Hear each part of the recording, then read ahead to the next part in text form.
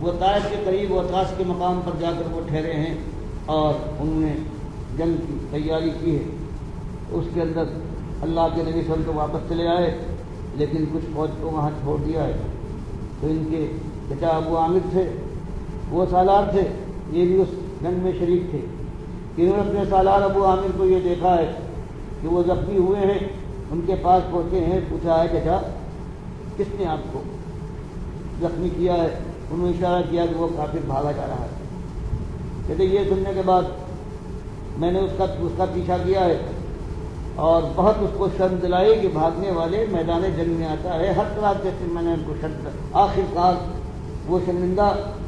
ہو کر واپس لوٹا ہے اور مجھ سے جنگ کرنے کی کوشش کی، یہاں تک کہ میں نے اس کو واصل جہنم کر دیا۔ پھر آیا ہوں ابو عامر کے پاس اور ان کا آخری وقت تھا، انہوں نے یہ کہا ہے بیٹے اب تم مدینے جاؤ گے تو اللہ کے نبی صلی اللہ علیہ وسلم سے یہ کہنا کہ میں دلی تو آ گیا۔ تو یہ مدینے آئے ہیں، بخاری اس حدیث کو یہ لائے ہیں، وجہ آپ نے آنے کے بعد یہ کہا ہے کہ ان کی وصیت یہ تھی، اس کے بعد وہ شہید ہو گئے۔ تب بخاری بیان کرتے ہیں کہ اللہ کے نبی صلی اللہ علیہ وسلم نے وضو کیا ہے اور اپنے ہاتھ بہت اونچے اٹھائے ہیں، یہاں تک کہ بال کی سفیدی نظر آنے لگی۔ 2-3 مقام جو لائے ہیں بخاری نماز کے علاوہ، ایک استسقاء کی نماز ہے، ایک یہ مقام ہے، اور آپ نے ان کے لیے دعا کی ہے کہ اللہ اس کا درجہ بلند کر، مالک خطراؤں کو پردہ پوشی ہو۔ اور تب حضرت عبداللہ ابن قیس جن کا نام تھا، انہوں نے کہا کہ نبی صلی اللہ علیہ وسلم میرے لیے بھی کچھ دعا کیجیے، تو آپ کے لیے بھی مغفرت کی اور بڑائی کی دعا کی ہے۔ ایک تو یہ موقع ہے کہ آپ نے وہ خالد کو لائے ہیں، دوسرا موقع ہے جب حضرت خالد نے کہ قبیلے خزیمہ کے لوگوں نے جب انہوں نے ان پر حملہ کیا ہے تو وہ یہ کہتے ہوئے، یہ اظہار کے لیے کہ ہم مومن ہیں، مسلمان ہو گئے، باپ دادا کے دین کو ہم نے چھوڑ دیا، سبانہ سبانہ کہتے ہوئے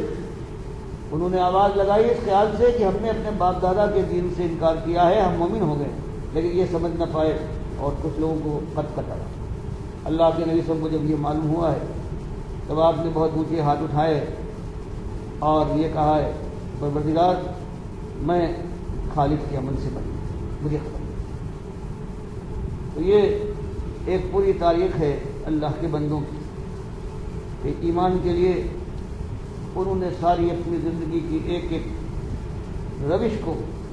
جو باپ دادا کی روش سے تبدیل کر لیا ہے زندگی کے اندر، بالکل ان کی کایا پلٹ گئی ہے۔ یہ ایمان کی یہی خاصیت ہے، اور آج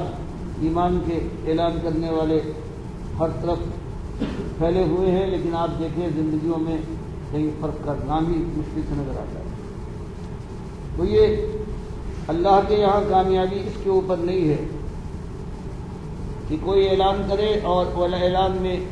درجدار آواز کے ساتھ اعلان ہو، بلکہ اللہ کے یہاں جس ایمان کی قیمت اٹھے گی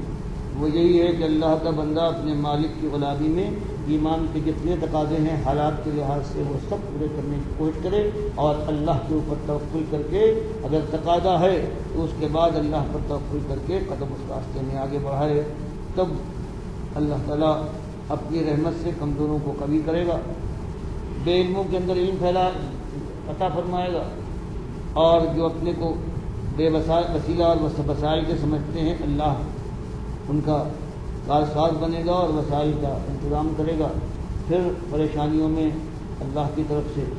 ان کو استقامت ملے گی، اور یہ ہمارے لیے یہی چیز ہے کہ اللہ کے نبی صلی اللہ علیہ وسلم کے اوپر جو قرآن نازل ہوا ہے ہر وقت ہمارے سے یہ دعا کرے ربنا اغفر لنا ولاخواننا الذین سبقونا بالایمان ولا تجعل فی قلوبنا غلا للذین آمنوا ربنا انک رؤوف رحیم۔ اور اللہ سے استقامت اس راہ میں بڑی مشکل کا ہے۔ آپ دیکھ رہے ہیں کہ خود یہ نہیں بلکہ ایمانداروں کی جو اکثریت کہلاتی ہے وہ کس طرح دشمن ہے اس سچے ایمان کی، اور یہ جو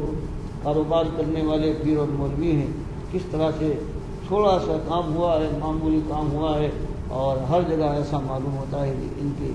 آگ لگ گئی ہے، اور جھوٹ اور فریب ہر طرح کی چیز استعمال کر رہے ہیں۔ اللہ تعالیٰ اس راستے میں استقامت دکھانے کی توفیق عطا فرمائے، اور مالک اپنی آگ سے جو اس نے نافرمانوں کے لیے یا دعویٰ کر کے اللہ کے ساتھ وعدہ خلافی کرنے والوں کے لیے اللہ نے تیار کی ہے، परवरदिगार उससे पनाह में रखे और हम सबको उससे उनको लिहाजा